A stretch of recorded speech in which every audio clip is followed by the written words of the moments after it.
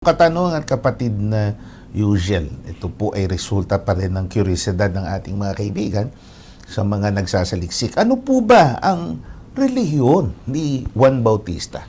Si John the Baptist, yung popular sa kaalaman ng mga tao na siya po ay gumanap ng isang mahalagang role sa ating pananampalatayang Kristiyano sapagkat siya ang kaya nga pinamagatang Juan Bautista. Siya ang nagbotismo, ika nga sa ating Panginoong Hesus. Ano po ba ang kanyang relihiyon, kapatid na Yusian? Nananatili po na kahit na siya'y naging kasangkapan sa pagbabautismo sa marami at sa Panginoong Kristo Hesus, nasasakop po siya ng relihiyon na kung ano siya nung panahon na yaon, siya po'y isang Hudyo. Kaya nakasisigurado po tayo na siya'y bahagi ng relihiyon ng mga Hudyo.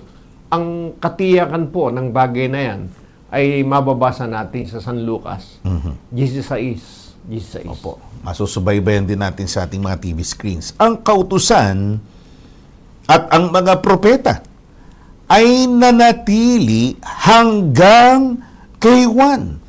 Mula nooy ang ebanghelyo ng kaharian ng Diyos ay ipinapangaral at ang bawat tao ay pumapasok doon na nagpipilit. Yan. Yung kautusan, ang tinutukoy diyan, yung 10 utos, saka yung mga palatuntunan sa panahon ng mga propeta, nanatili po yun hanggang kay Juan. So, ibig sabihin, kahit siya ay nanatiling sakop noon. Opo.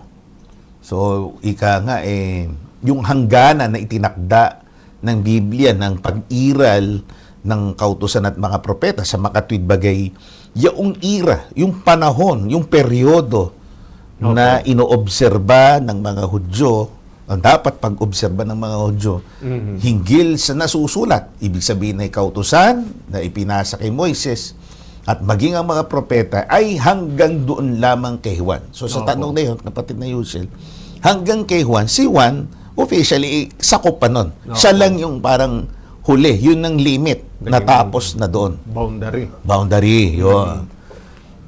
So, kaya hanggang doon.